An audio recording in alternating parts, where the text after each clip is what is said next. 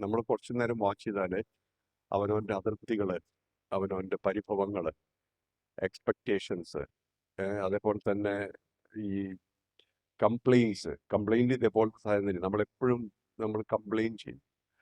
അത് ശരിയല്ല, ഇത് ശരിയല്ല, അയാൾ ശരിയല്ല, ഇയാൾ ശരിയല്ല, അവർ അങ്ങനെ ചെയ്യാൻ പാടില്ല, ഇങ്ങനെ ചെയ്യാൻ പാടില്ല, ഇതൊക്കെ പറയും.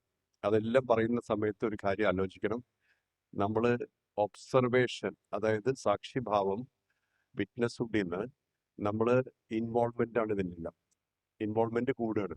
അതിലായത് എൻഗേജിങ് ആണ്. എൻഗേജ് ചെയ്യുന്ന സമയത്തോ അതിൽ നിന്ന് നമുക്ക് അഴുക്ക് പറ്റാതെ പുറത്ത് കിടക്കാൻ പറ്റില്ല. എല്ലാ വികാരങ്ങൾക്കും വിചാരങ്ങൾക്കും അങ്ങനെ ഒരു റെസിഡ്യുവൽ നേച്ചർ ഉണ്ട്.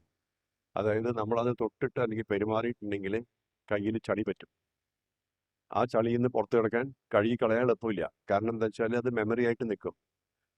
നമുക്ക് ഒരു വ്യക്തി വേറൊരു വ്യക്തിയെ ആയിട്ട് വഴക്ക് കൂടി വിചാരിക്കും, അത് നമുക്ക് ഓർമ്മയിൽ നിൽക്കും കുറേ കാലം. അതായത് എന്നെ ആരെങ്കിലും ചീത്ത പറഞ്ഞു, അപമര്യാദയായി പെരുമാറി എന്നുള്ള ലെവലിൽ നമ്മൾ ആലോചിച്ച് കഴിഞ്ഞാൽ ഒരുപാട് കാലം അത് നിൽക്കും.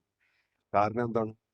നമ്മൾ ദുഃഖിപ്പിക്കുന്ന കാര്യങ്ങൾ നമ്മൾ സ്ഥിരമായിട്ട് റിഫ്രഷ് ചെയ്യും. സുഖം തരുന്ന കാര്യങ്ങളോ അത് അങ്ങനെ ചെയ്യുന്നില്ല. നമ്മൾ എപ്പോഴും ജീവിതത്തിലുണ്ടായിരുന്ന ദുഃഖങ്ങളോ അല്ലെങ്കിൽ അപജയങ്ങളോ അതോ അല്ലെങ്കിൽ നഷ്ടങ്ങളോ ഇതൊക്കെയാണ് നമ്മൾ ഓർത്തിരിക്കുന്നത്.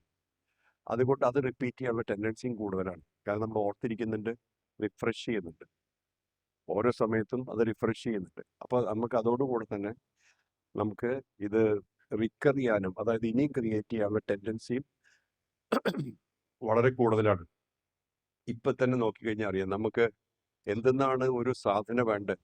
ഇനി ഇതിൽ കൂടുതൽ ജന്മം എടുക്കാതിരിക്കാൻ നോക്കിക്കഴിഞ്ഞാൽ അതിന് ഏറ്റവും വലിയൊരു കാര്യം സാക്ഷിഭാവം ഡെവലപ്പ് ചെയ്യാനാണ്.